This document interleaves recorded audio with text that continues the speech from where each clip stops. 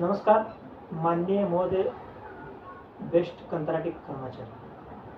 आपण आजचा व्हिडिओ जो आहे पगार म्हणजे वेतन, मूळ वेतन, पीएफ म्हणजे भविष्य निर्वाह निधी आणि राहिले आपले सेवानिवृत्त यांच्याबद्दल बोलणार आहे. पहिला आपला पगार जो आहे, आपण आंदोलन केलं किंवा कामाला लागल्यापासून जो पगार आहे तो तुम्ही व्यवस्थित तपासा. हे तपासणी वेळ फक्त कोणाला येते माहिती आहे का? जे भविष्यात कधी दुसऱ्याचं कधी काय करत नसतात चांगलं आणि अडथळा आणत असतात, ते इमानदार असतात, चांगले असतात, ते कधी या गोष्टी विचार करत नाही. त्यांना माहिती आहे बरोबर पगार वाढला किती काय आहे ते चेक करत असतात आणि ते काही बोलत नाही वाढलाय आम्हाला इमानदारी सांगतात. पण ज्यांना जळणारे आणि काड्या घालणे असतात त्यांना सवच असते, किती जर दिलं ताटात टाकलं तर कमी असते. अशा लोकांपासून सावधान राहावा. राहिला प्रश्न 2023ला आंदोलन केल्यानंतर पहिला आपल्याला बस पास मिळाला आणि 1000 पगार वाढून इन्सेंटिव्ह मध्ये, म्हणजे एखादं काम केल्यानंतर चांगलं त्यावेळी मानधन दिलं त्या इन्सेंटिव्ह मध्ये. आम्हाला ते मंजूर नसल्यामुळं आम्ही पाठपुरावा करत राहिलो. बस पास दिला. बस पास देणारे आपल्यासोबत ज्यावेळी पाठपुराव्यासाठी फिरणारे तवटे आणि तोडकर साहेब हे दोघं फिरत होते. यांनी पाठपुरावा करून आपल्याला बस पास आणि 1000 पगार वाढवण्यासाठी प्रयत्न केले. इतर पगार वाढवण्यासाठी पण त्यांनी प्रयत्न केले, पण त्यांना पण काही गोष्टी यश आल्या नसल्यामुळे ते पटलं नसल्यामुळे माझं आणि त्यांचंही पटलं नसल्यामुळे मी त्यांना काही न बोलता आम्ही परत आपल्या कमिटीसोबत निर्णय घेऊन आंदोलन करायला ठरवलं. कारण आपल्याला बेसिकमध्ये 1200 रुपये पाहिजे, पण त्यांनी मूळ वेतन न सोडून इन्सेंटिव्हमध्ये वाढवलं. तो 1000 रुपये पगार वाढला आणि बस पास त्यावेळेस 2023ला मिळाला पहिली वेळ कंत्राटदाराला. त्यानंतर वर्षभर जानेवारीपासून परत आम्ही 2024ला जानेवारीपासून आंदोलन आमचं आंदोलन चालू केलं. अजूनपर्यंत आमचा त्याचा पाठपुरावा चालूच आहे आणि आम्ही पाठपुरावा बंद केलेला नाही.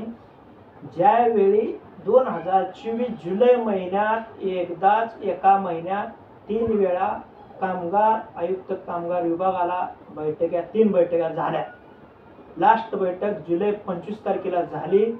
त्या बैठकीनंतर सांगितलं यांचा पगार कायदेशीर लवकरात लवकर वाढवण्यात यावा, नाहीतर कायदेशीर तुमच्यावर गुन्हा दाखल करण्यात येईल. हे मी एकटा नाही, अनेक पुरावे आणि कायदा बोलतो. ही गोष्ट जे आहेत ना साहेब महागवडं करणारे त्यांनी फक्त लक्षात घ्यावा. इतर इमानदार लोकांना काही टेन्शन नाही, ते बरोबर त्यांना विश्वास बसतो. त्यावेळेस आमच्यात जे आंदोलन करणारे 2 कर्मचारी मुलुंड डेपोचे घाटकोपरला बदली केलेले होते, ते सुद्धा कायद्यानुसार परत मुलुंड डेपोला आपण आणण्यासाठी प्रयत्न केला. ते आलेले आहेत. ते लेखी स्वरूपात कायद्यानुसार ते पुरावे आहेत. त्यांना पाहिजे असेल त्यांना पुरावे पण दाखवू आपण. उगाच साहेबांसमोर गेला असा हे करत बसा, आम्हाला सवय नाही. राहिला प्रश्न वेतनचा.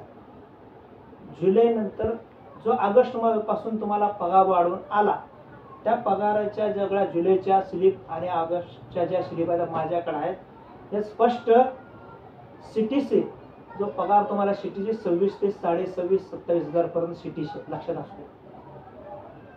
सीटीसी 26.5 ते 27,000 सीटीसी आहे. पहिला एवढा नव्हता. व्यवस्थित तपासा. ज्या अगोदरपासून काम करतात ना त्यांनी पण व्यवस्थित तपासा किती पगार वाढलाय. तरी पण मला त्यात काही अर्धवट त्रुटी वाटतात. काय, तुम्हाला पगार वाढवून तर त्यावेळी 1000 रुपये आला होता, आता 1700 रुपये, म्हणजे बेसिक मध्ये जो पगार वाढलेला आहे त्याने बेसिक आणि डीए मध्ये पगार 1000 रुपये, तिथं 400, असे जवळजवळ 1500 1700. आणि पहिला आपल्याला वाढलेला 1000 रुपये ते किती पगार झाला एका वर्षात? 2700 रुपये पगार वाढला. विचार करा एका वर्षात 23 ते 24, आता ऑगस्ट ते ऑगस्ट पर्यंत त्याच्या अगोदर किती पगार वाढला होता तुम्ही चौकशी करा. आता तर किती वाढला तुम्ही स्वतः चौकशी करा. फक्त कोण, मग आम्ही बोललो ना, जे काय करत नाही नुसतं पुढं पुढं करत, त्यांनी इमानदार माणसाने तुम्हाला काय नाही. राहिला दुसरा प्रश्न पीएफ. पगार तर तुम्हाला मी सांगितलं वाढलाय, 100% वाढलेला आहे, अजून पण वाढणार. त्यात मला अर्धवट आहे, ते मी पाठपुरावा चालू आहे, मी करणार. पीएफ भविष्य निर्वाह निधी, तो जो पगार आहे तुम्हाला सिटीची सांगितलेला आहे 26 ते 27,000. पहिला पण आपल्याच पगारामधून डबल पीएफ कट होत होता. तो मी कामगार आयुक्त समोर जेवढे तिथं 50-60 जण त्यांच्या समोर मांडलेला आहे त्याच्या स्लिप मी कामगार आयुक्ताला दिलेल्या आहेत.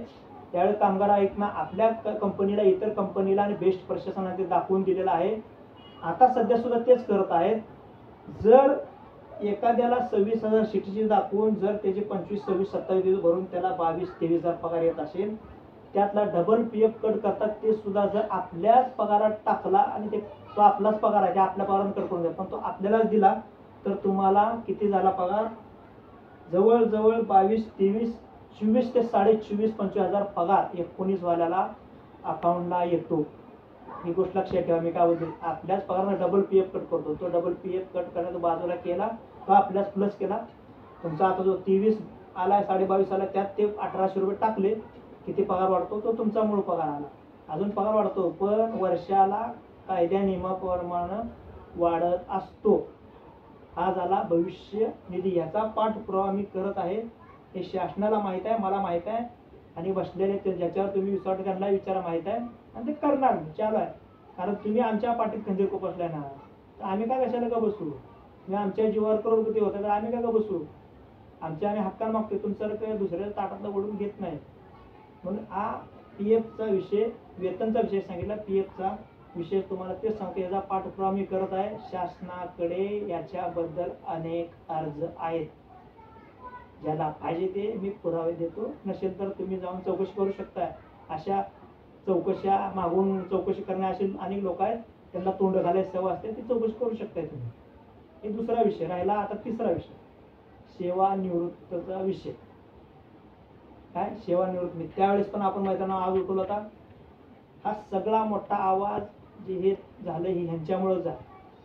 एवढा गर्व भरून यांच्या मनात आला होता की आमच्याशिवाय कोण काय करू शकत नाही, आमच्याशिवाय कोण काय हे करत नाही, आम्ही आहे म्हणून सगळे BST चालते. तुम्ही आहे म्हणून काय BST चालेल, काय केले आम्हाला सगळं माहिती आहे. तुम्ही सांगायची जरूरत नाही. जे कुणाला सांगा माहिती आहे, तुमच्या पुढे मागे शेपूट आलं त्यांना सांगा. फक्त इमानदार लोकांना मी नाव ठेवत नाही. जे आहेत असे त्यांच्यात पण, आमच्यात पण, इतरमध्ये पण, त्या लोकांनीच फक्त या गोष्टी विचार करावा. कारण 3 महिन्यापूर्वी मीटिंग झाली होती महानगरपालिका किंवा बेस्ट बसांची महाव्यवस्थापक, की 3 महिन्याच्या वर यांना जे आहे त्यांना घेता येणार नाही, काढण्यात येईल. आता 2.5-3 महिने झालेत. आता तुम्ही म्हणाल त्याचा पाठपुरावा मी पहिलेपासूनच करतो. माझे अनेक पुरावे यांच्याबद्दल पण आता पण करतोय. मी सोडणार नाही. कारण तुम्ही आमच्या पाठीत खंजीर खुपसलाय ना.